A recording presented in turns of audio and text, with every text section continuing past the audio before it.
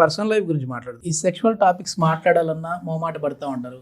అసలు ఈ field choose చేసుకోవాలంటేనే, అంటే మెడిసిన్ అయిపోయిన తర్వాత అది ఎంబీబీఎస్ వాళ్ళు కావచ్చు, లేదంటే మీలాగా ఆయుష్ వాళ్ళు కావచ్చు, ఇటు సైడ్ వెళ్తేనే మళ్ళీ కొంచెం బంధువులలో కావచ్చు, రిలేషన్షిప్లో ఎక్కడన్నా కావచ్చు, మనం అట్లా వెళ్ళినప్పుడు ఏంటి వీడి గురించి చెప్తున్నారు, ఏంటి ఈ డాక్టర్ ఏంటి అని పేరు వస్తుందని చెప్పేసి ఏమన్నా మీరు భయపడ్డారా? అట్లాంటి సందర్భాలు ఉన్నాయా? చార్మినార్ హాస్పిటల్లో మేము ఫ్రీ యాడ్ ఇస్తుండే పేషెంట్స్కి మెడిసిన్స్ ఫ్రీ అని.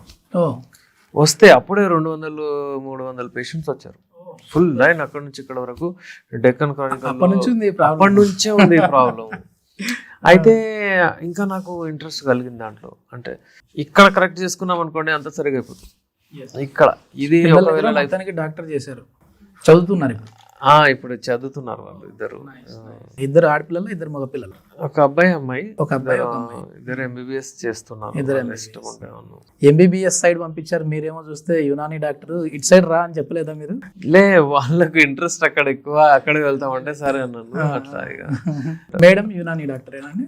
మేడం యునాని డాక్టరే. ఆమె ఫీమేల్స్ అమ్మాయిలను చూస్తుంది.